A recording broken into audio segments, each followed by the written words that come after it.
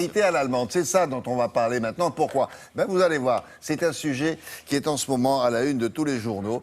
Alors la parité là-bas, c'est pas un succès. Est-ce qu'on a des leçons à donner nous en France? Probablement pas. Alors le pays, vous le savez, est dirigé par une femme, une chancelière. Oui, mais voilà, après elle. Eh ben, dans le monde du travail, les femmes ont encore du mal à se faire une place. Et Amaury Guibert va vous raconter comment on peut faire mieux. La situation est grave là-bas, mais est-ce qu'elle est désespérée, Amaury? Bonjour. Bonjour William, bonjour à toutes et à tous. Grave mais pas désespéré. Les choses avancent doucement, par petites touches. Effectivement, ce qui a fait la une, c'est cette mesure, cette loi adoptée par le Parlement allemand la semaine dernière, qui va imposer donc des quotas de femmes dans les conseils de surveillance des plus grandes sociétés allemandes. Un quota de 30% sur une centaine de sociétés. Alors ça ne va pas concerner grand monde, mais c'est un début et c'est toujours ça de prix, vous allez me dire, car le pays part de très loin. Il détient deux records aujourd'hui. Le record des inégalités entre les hommes et les femmes, c'est en Allemagne qu'on le trouve. Et un autre record aussi, c'est en Allemagne que l'on trouve le plus de femmes qui travaillent à temps partiel. Et c'est un temps partiel parfois subi.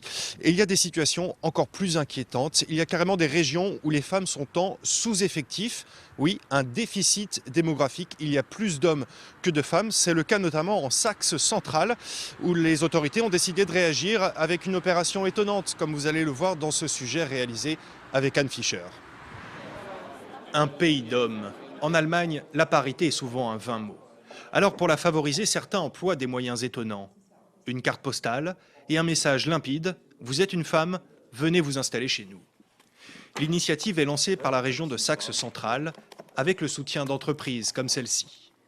Dans chaque paquet livré, une carte postale est glissée. Tout est parti d'un constat. Il y a un déficit de femmes dans la région. Elles sont 17% de moins que les hommes. On a besoin de femmes. Moi, j'ai la chance d'en avoir trouvé une d'ici. En plus, c'est une super femme. Mais on voit ça dans notre entreprise. Il nous manque des collaboratrices. Après la réunification, beaucoup de femmes ont déserté cette région de l'Est pour aller à l'Ouest, où il était plus facile de faire des études, de trouver du travail. Mais depuis, on a vu que les opportunités pour les jeunes et les familles se sont nettement améliorées. C'est d'ailleurs ce qui l'a convaincue.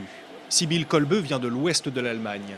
Elle est arrivée ici par amour, son compagnon est de la région, mais elle a aussi pu développer son entreprise, un bel exemple de réussite. Aujourd'hui, elle soutient cette campagne pour attirer les femmes, et pas seulement pour des raisons professionnelles. Je viens de Bavière.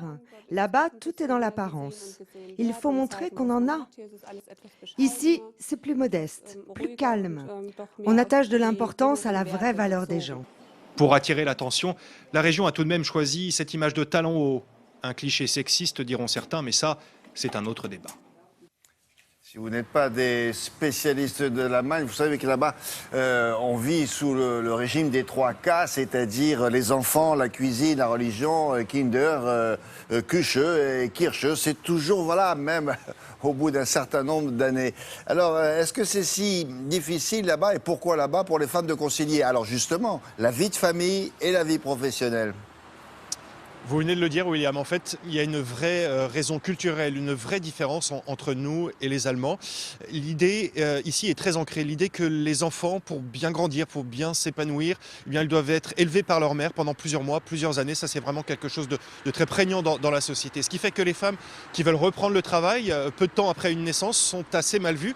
Et puis, de toute façon, les solutions de garde d'enfants pour les petits-enfants, l'équivalent de la crèche chez nous, eh bien, elles sont très limitées. Alors, les choses évoluent quand même depuis qu'Angela Merkel est chancelière. Le pays a fait des progrès. Il y a eu une prise de conscience assez générale dans le pays. On a construit des places de crèche. On a réévalué significativement les allocations familiales. Mais il y a encore beaucoup de chemin à faire. Et puis surtout, il y a un dilemme ici en Allemagne.